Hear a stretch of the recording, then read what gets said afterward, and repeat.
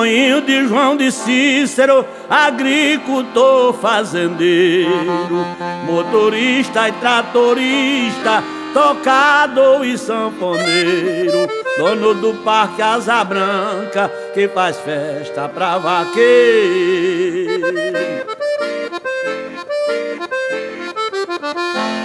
Fazenda Malhada Vermelha, sua verdadeira prenda, aonde ele reside, sua querência e vivenda, junto com sua família, morando em sua fazenda.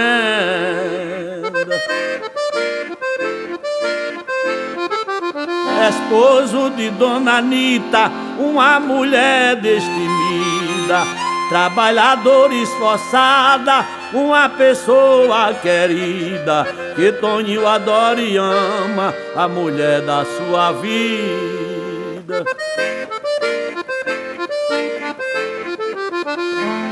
Seus filhos é Jame e Samara, a Merivane e Toninho, que lhe chamam Antônio Filho, e o seu irmão Marquinho, uma filha e 4 filhos de Dona Anita e Toninho.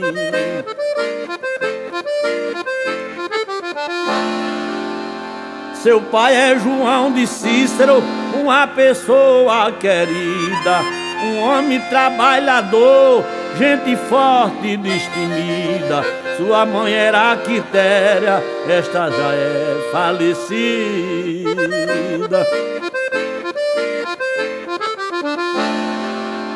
Toninho no Asa Branca sempre faz festa e bolão, tem cachaça e tem mulher, boi bolando pelo chão.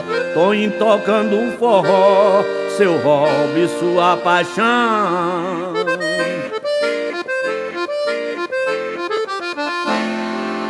Agora fala em Marquinho, o seu filho, o seu tesouro, é o maior sanfoneiro de shot, forró e choro. Marquinho hoje é sanfoneiro, mas é vaqueiro de touro. Os amigos de Toninho eu lembro com atenção, Doutor Hernandes, juiz, e Antônio do Milhão, Lortibe, Delmiro Barros, que é o seu amigão. E aqui vai o meu abraço ao doutor Ronaldo Barbosa e doutor Ulisses Barbosa, na cidade de Elesbão Veloso, no Piauí. Meu abraço a Marquinhos, sanfoneiro, um dos melhores do Brasil. E o meu amigo Marcilon, na cidade de Tabira, Pernambuco. Um abraço de galego aboiador.